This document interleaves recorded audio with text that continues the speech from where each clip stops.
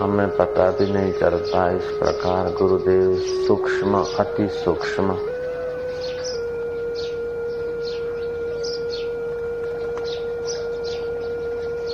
हमारी यात्रा करा रहे हैं। अंतवाहक शरीर पर चढ़े हुए कई जन्मों के संस्कार और पटल निवृत्त होते जाते हैं। वाणी के उपदेश से भी मौन का उपदेश और मौन रहकर संकल्प से गुरु लोगों की विशेष कृपा हमारे भीतर काम करती। हमें उस समय पता भी नहीं होता कि मौन से कितना लाभ होता है।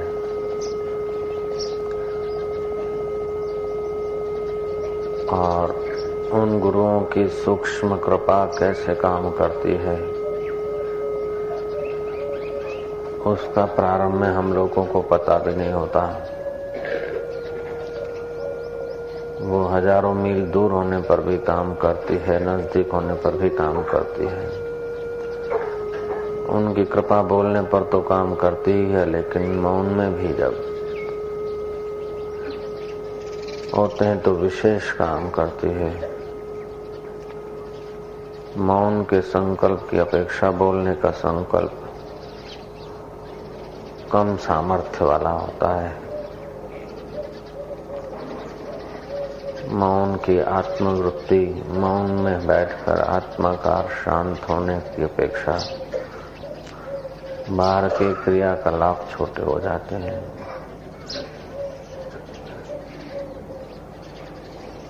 सूक्ष्म परतें उतारने के लिए सूक्ष्म साधनों की जरूरत पड़ती है और वह घटनाएं मौन में, शांति में घटती है। शिष्य जब आगे बढ़ता है तब उसे ख्याल आता है कि कितना सारा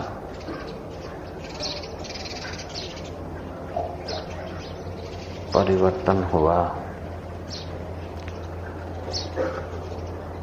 मंत्र गुरु, निषिद्ध गुरु, वर्णाक्षर गुरु, कारणाख्य गुरु, ये सब गुरु का बयान हम लोगों ने गुरु गीता में सुना। बाद में ये भी सुना, जलानाम सागरो राजा यथा भवति पार्वती। गुरु नाम तत्सर्वेषां, सद्गुरु परमो, जो सत्य स्वरूप परमात्मा तत्व का बोध दे, श्रोत्रिय ब्रह्मनिष्ठ स्वस्वरूप में जगे हैं, उन पुरुषों की प्राप्ति अति कठिन है। ऐसे सद्गुरु लोग मिलते हैं तो हमारा आमूल परिवर्तन हो जाता है। देह ध्यास गलने लगता है, चित्त सतपद में विश्रांति पाने लगता है। जैसे माँ बालक को कभी पुचकारती है, कभी खिलवाड़ खिलाती है, कभी डांटती है, कभी धमकाती है, कभी किसी ढंग से, कभी किसी ढंग से उसका लालन पालन करती है। वो तो माँ की अपनी प्रकृति है। लेकिन गुरु सजाग स्वरूप में स्थित जो महापुरुष हैं, वे लोग भी हमको कभी किसी रूप से, कभी किसी ढंग से हमारा लालन पालन, आंतरिक लालन पालन करते हैं। और उनका पूर्व आयोजित कोई प्रोग्राम नहीं होता है कि ये करना है, वो करना है। जिस वक्त जिस कारण क्रियाकलाप से हमारा उत्थान होता होगा, उस समय वे परम गुरु हमारे से उस प्रकार का व्यवहार करेंगे और उस ढंग से हम पर बरसते हैं। जैसे चतुर वैद्य डॉक्टर अपनी निगाह में पेशेंट को रख के किस वक्त कौन से डोज की और किस इलाज की जरूरत है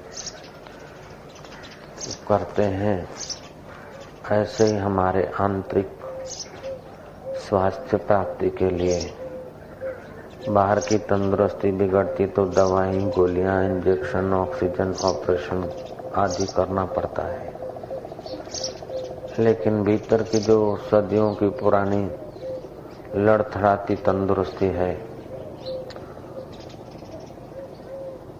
युगों का जो रोग है जन्म मरण का, उस रोग को निवारण करने के लिए वे परम गुरु भिन्न भिन्न प्रकार की औषधि, उपचार, संयम या छूटछाट का उपयोग करते हैं। और साधक की जैसी प्रकृति होती है, उस वक्त उस साधक को गुरु उसी प्रकार के भासते हैं। और हर एक साधक के अपने संस्कार हैं, अपनी योग्यता अयोग्यता है, अपनी मान्यता और पकड़े हैं, और अपनी देखने की दृष्टि है, अपनी सोचने की दृष्टि है।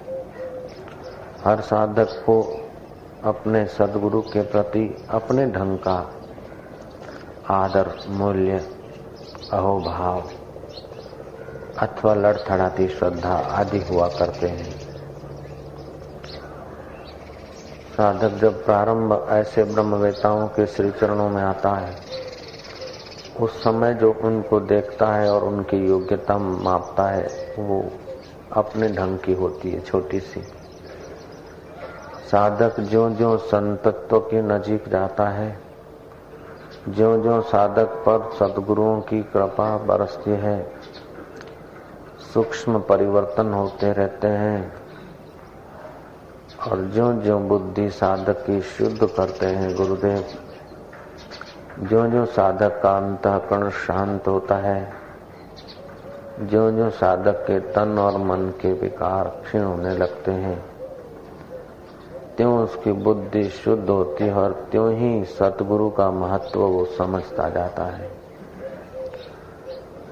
जब साधक में रजोतमो फिर से आ जाता है तो उसके जीवन में महत्व का, सद्गुरु के सानिध्य का, सद्गुरु के उपदेश का प्रभाव थोड़ा सा हिल जाता है। लेकिन जब सतोगुण बढ़ता है तो फिर उसके चित्त में सद्गुरु तत्व का वो शुद्ध विशुद्ध संचार निखरने लगता है। चतुर साधक रजोतमो गुण बढ़े नहीं, उसकी सावधानी रखता है। अगर रजोतमो गुण आ जाता है तो सतर्क होकर गुरु निर्दिष्ट मार्ग से उस रजोतमो गुण को वो क्षीण करता है, दबाता है। ज्यों-ज्यों साधक सजाग रहता है, गुरु की कृपा अनिवार्य है, लेकिन साधक का पुरुषार्थ भी अनिवार्य है। सूर्य नारायण की कृपा अनिवार्य है खेती होने के लिए, लेकिन किसान की सजगता भी अनिवार्य है। किसान का परिश्रम और किसान की सजगता अनिवार्य है, तब खेती फलती है। ऐसे ही गुरुदेव की कृपा अनिवार्य है, लेकिन साधक का साधन भजन में उत्साह और पुरुषार्थ भी अनिवार्य है। और किया हुआ साधन भजन, की हुई सात्विकता, की हुई आध्यात्मिक यात्रा कहीं बिखर न जाए, उसकी सजगता भी साधक के लिए अनिवार्य है। अभी नन्हे मुन्ने पौधे हैं, अभी खेत उभरा है, उसकी रक्षा कर, नहीं तो बकरे, गाय, ढोर, ढांखर उसे कुचल देंगे, नष्ट कर देंगे। अथवा तू सिंचाई नहीं करेगा, खाद पानी का ख्याल न रखेगा, तभी भी खेत लहलाने से इनकार कर देगा। ऐसे ही ऐ साधक,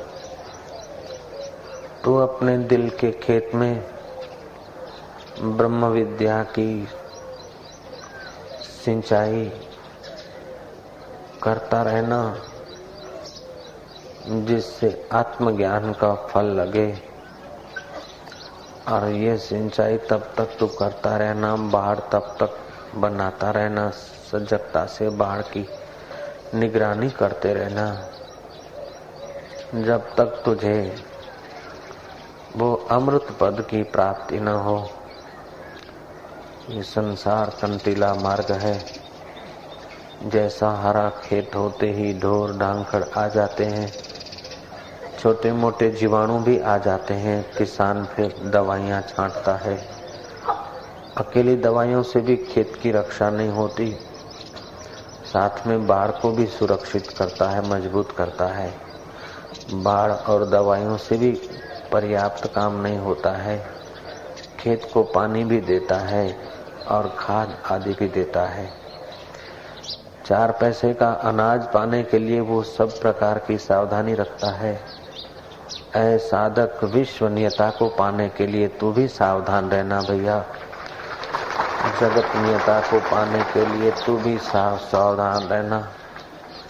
तू भी अपनी संयम की बाढ़ करना, तू भी साधना के भिन्न भिन्न प्रकारों की सिंचाई करते रहना, और साथ में देखना कि कहीं मान बढ़ाई अथवा दुख सुख के बाहर के थपेड़े आकर तेरे इस साधन रूपी खेत को तो उजाड़ नहीं रहे हैं। और तू जब जब मौका मिले एकांत में जाना, एकांतवास करना, अल्प देखना, अल्प सुनना, अल्प बोलना। बाकी का समय तू अपनी उस खेती का ख्याल करना। जैसे किसान घर छोड़कर खेत में ही खाट डाल देता है, जो जो खेत उभरता है, दाने लगते हैं, डोडे लगते हैं, त्यों त्यों किसान अपनी जवाबदारी अधिक महसूस करता है। ऐसे ही प्रारंभिक साधक भले ही जवाबदारी न महसूस करे, साध्य को पाने के लिए सुरक्षा की बाढ़ न करे, लेकिन जो कुछ 4 कदम चल पड़े हैं और जिन्हें वो आत्मज्ञान का फल लगा हुआ महसूस हो रहा है, जिनको शांति, प्रेम और आनंद का एहसास हो रहा है, जिनको युगों की थकान मिटने का एहसास हो रहा है, जिनके दिल में उस दिलभर दाता की, उस ब्रह्मवेता की सूक्ष्म करुणा कृपा तरंगित हो रही है, जिनका सूक्ष्म जगत में, सूक्ष्म साधना में प्रवेश हुआ है, जो केवल बाहर के उपदेशों से ही नहीं लेकिन अंतर मन से, अंतर यात्रा से पवित्र हुए हैं, ऐसे साधक घर से खटिया हटाकर खेत में खटिया डाल देते हैं। जैसे किसान घर की खटिया लाकर खेत में डाल देता है खेत की सुरक्षा करने के लिए, ऐसे ही बाहर के लोकाचार के चिंतन की खटिया हटाकर ब्रह्म चिंतन के खेत में अपनी खटिया रख देना। आत्मचिंतन के खेत में, आत्म प्रीति के खेत में अपनी खटिया धर देना, ताकि उठना भी खेत में, बैठना भी खेत में, चलना भी खेत में और सोना भी खेत में हो जाता है। जो खेत लहलाता है, फल देने के करीब होता है, त्यों किसान घर पे जाने का टाइम कम कर देता है, खेत में ही भोजन मंगा लेता है। ऐसे ही ऐ साधक, तू भी अपना खान पान, रहन सहन साधनमय बना दे। किसान 4 पैसे के धान्य के लिए इतनी कुर्बानी करता है। ऐ मेरे प्यारे वत्स मित्र साधक भैया, तू तो अनंत अनंत ब्रह्मांड नायक रूपी आत्मज्ञान के फल को पाने के लिए सजग रहना, क्योंकि तेरी मोड़ी किसान की अपेक्षा बहुत ऊंची है। तेरा प्राप्ति का लक्ष्य किसान से अनंत गुना बेमाप ऊंचा है, इसलिए तू सावधान रहना। तू हजारों माइल दूर होगा तभी भी तू याद रख, तेरे गुरु की कृपा तेरी सहाय में रहेगी। शिष्य कहता है कि गुरुदेव मुझे अनुभव है, जब जब मैं थका हूँ, निराश हुआ हूँ, हताश हुआ हूँ, क्षण भर में ही आपकी स्मृति लाकर थोड़ा ही अंतर में आपकी ओर आया हूँ तो वहीं से आश्वासन मिला है, मार्ग मिला है, प्रेम मिला है, पुचकार मिला है। गुरुदेव जब मैं फिसला हूँ, मनमानी की है, तब तब तुम्हारी डांट मिली है, तुम्हारी कड़ी नजर दिखी है।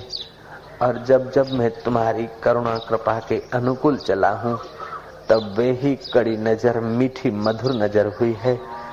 तुम्हारी कड़ी नजर भी हमारे घर तर के लिए है और तुम्हारी मीठी निगाहें भी हमारे घर तर के लिए है। तुम्हारा बोलना भी हमारे कल्याण के लिए है और तुम्हारा चुप होकर सूक्ष्म मदद करना भी हमारे कल्याण के लिए है। इस प्रकार की अब अनुभूतियां हो रही है। हे ब्रह्मवेता गुरुदेव, हे आत्मरामी मेरे सद्गुरु, तुम न जाने किस किस प्रकार हमारा लालन पालन करते हो, न जाने किस किस प्रकार तुम्हारा कोई पूर्व आयोजन नहीं, लेकिन हर अदा, हर अंगड़ाई, हर इलचाल, चाहे फिर हाथ की एक्शन हो, चाहे निगाहों की, नैनों की छटाएं हो, चाहे बोलना हो, चाहे चुप होना हो, हम लोगों को न जाने किस किस रूप में वो रहस्यमय अंगड़ाइयां मिलती है। लटका करता ब्रह्म हमारे जीवन में अपना ब्रह्म भाव, अपना ब्राह्मी अनुभूति का अमृत सिंचन करता है। उन ब्रह्मवेताओं को बाद की एक क्षण का प्रोग्राम नहीं होता है, फिर भी वे सुचारू रूप से हमारा घर तर करते हैं, सुचारू रूप से हमारा संचालन करते हैं, क्योंकि वे सुचारू तत्व में स्थित हैं और वह परमात्मा ऐसा ही है जिसने उसकी करीबी का एहसास किया है, जिसने उसमें अपने आप को प्रतिष्ठित कर दिया है, अपने आप को मिला दिया है। ऐसे ब्रह्मवेताओं की हर चेष्टा बड़ी रहस्यमय होती है।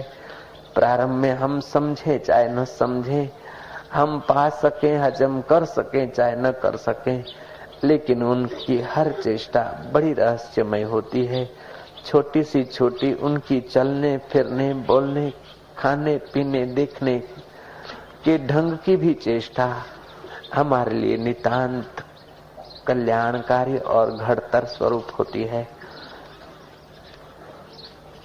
ऐसे जो परम गुरु लोग हैं, ऐसे जो ब्रह्मवेता हैं, उन ब्रह्मवेताओं का बयान हम लोगों के जीवा में ताकत नहीं, हम लोगों के शब्दों में ताकत नहीं कि उन ब्रह्मवेता महापुरुषों की उस घड़तर लीला का शिल्पी तो पत्थर में से मूर्ति बनाता है, भगवान बनाता है, लेकिन ऐसे ब्रह्मवेता विरोध करने वाले, प्रतिक्रिया करने वाले, बलवा पुकारने वाले मन बुद्धि के मनुष्य को ब्रह्म बनाता है। पत्थर से मूर्ति बनाना आसान है, क्योंकि वो शंका नहीं करेगी, फरियाद नहीं करेगी, घर नहीं भागेगी। लेकिन ये साधक तो घर भी भागेगा, दुकान में भी भागेगा, सुकर्म में थोड़ा चलेगा तो कुकर्म में भी भागेगा, चिंता में भी गिरेगा तो अहंकार की ओर भी दौड़ करेगा। और कभी कभी अपने गुरु के प्रति भी उसके चित्त में न जाने कैसे कैसे विचार उठेंगे और न जाने कैसे कैसे खिसकने के तरीके खोजेगा और कैसे कैसे बचाव के तरीके खोजेगा। पत्थर को मूर्ति बनाना आसान है, लेकिन ये चलता पुर्जा कलयुग का चंचल चित्त रखने वाला मानव को महेश्वर के अनुभव में प्रतिष्ठित करना कितना कठिन है। वो अति कठिन कार्य सहज में स्वाभाविक स्वयं रचित मनोरंजन के भाव से जिन परम गुरुओं के द्वारा ये कार्य संपन्न होता है, ऐसे गुरुओं को समझने के लिए है साधक, है मेरे मन, तू अथाह विश्वास, अथाह साधना सामग्री, अथाह पुरुषार्थ, अथाह प्रेम, अथाह तत्व को पाने का दृढ़ निश्चय रखेगा, तभी तुम ऐसा साधक, तभी तू उस अथाह अनुभव के दाताओं को पहचान पाएगा, उनको समझ पाएगा।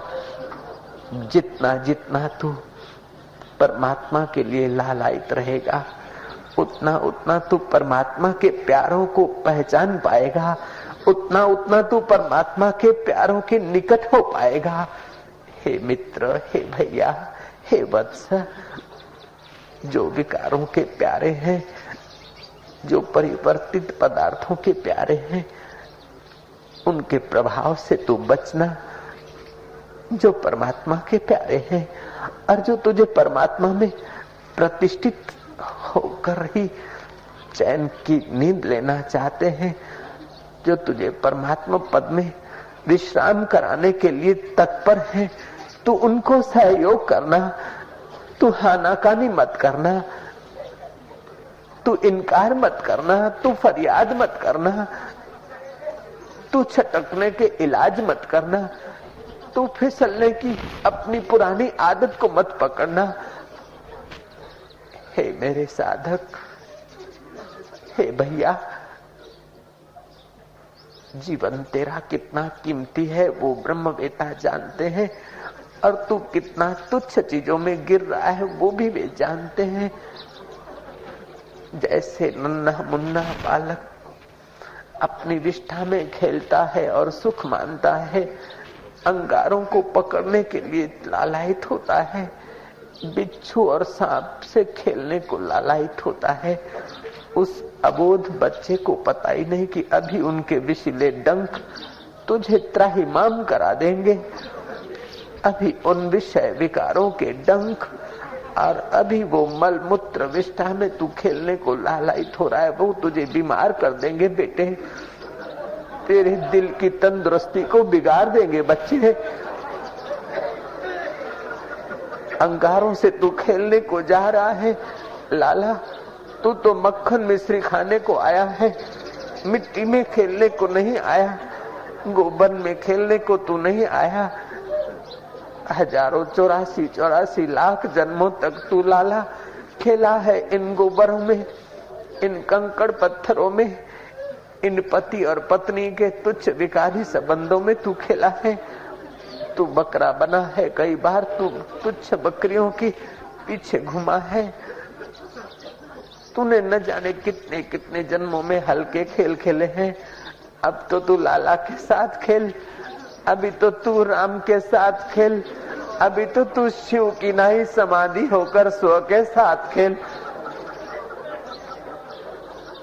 हे प्यारे साधक, अगर तू तेरे गुरु को खुश करना चाहता है तो गुरु की आज्ञा मान, और गुरु की आज्ञा यही है कि गुरु जहाँ खेलते हैं तू वहाँ खेल खेलना शुरू कर दे। गुरु जहाँ गोता मारते हैं उसी में तू गोता मार भैया। गुरुओं की जहाँ समझ है वहाँ तू अपनी वृत्ति को पहुंचाने का प्रयास कर।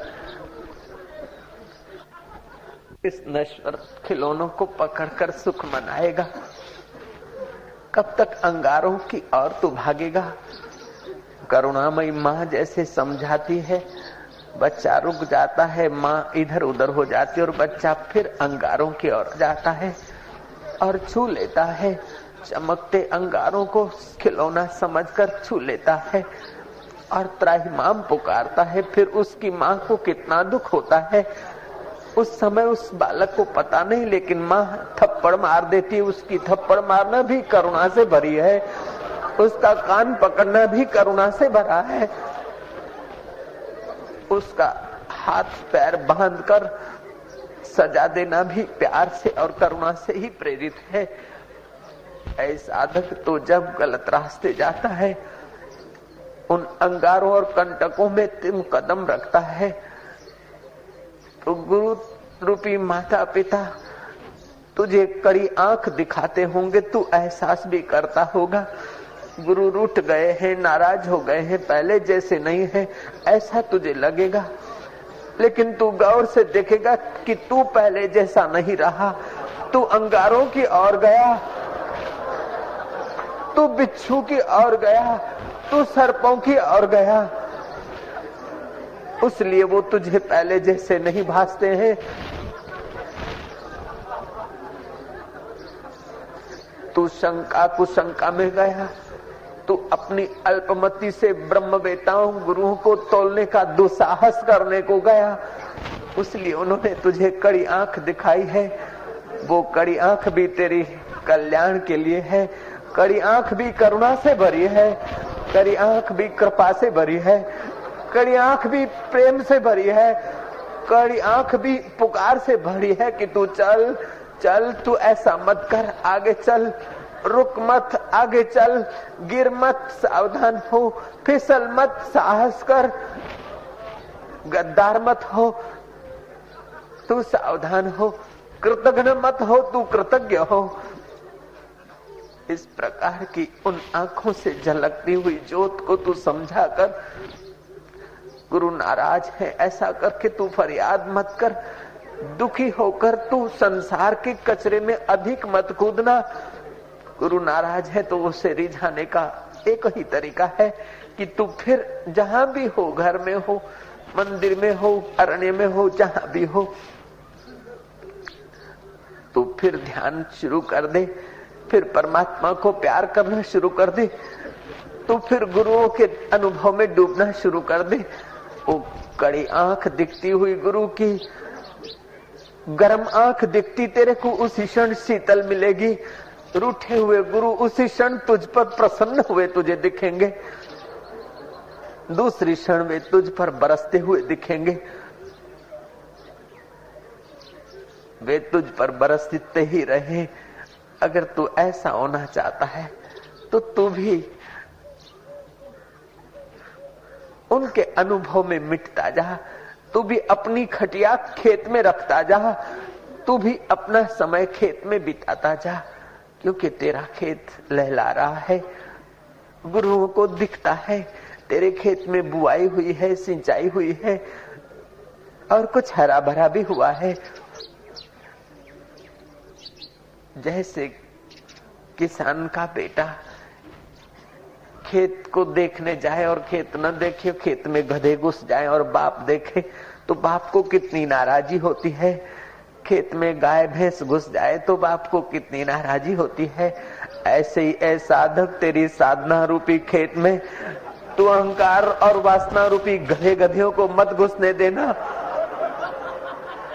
जड़ भोगवादी रूपी भैंसे भैंसियों को मत घुसने देना, और मीठी मीठी बात बोलकर अपने होकर भी जो तेरा समय खराब कर दे, ऐसे गाय और बैलों को भी मत घुसने देना। उन टोलों को दूर से आते जब देखता है चतुर किसान तो पहले से ही बैटरी उठाता है, डंडा उठाता है, खेखू करता है, आवाज करता है, हाकल करता है। ऐसे जब तुझ तेरे खेत में भी कोई प्रवेश करने को हो तो तू ओम का खूंखार करना, गर्जना करना, नारायण नारायण का तू बैटरी प्रकाश कर देना। गुरुदेव गुरुदेव की तू लठ की छड़ी जरा खटका देना। वे ढोर दूर से ही, वे पक्षी दूर से ही उड़ान ले, तेरा खेत चुगने को आए उसके पहले ही तू अपनी तैयारी रखेगा तो तेरा खेत बच जाएगा। अरे 4 पैसे के खेत के लिए इतनी तैयारी करते हैं किसान, उन किसानों को कम से कम तो गुरु मान लिया करना इस समय।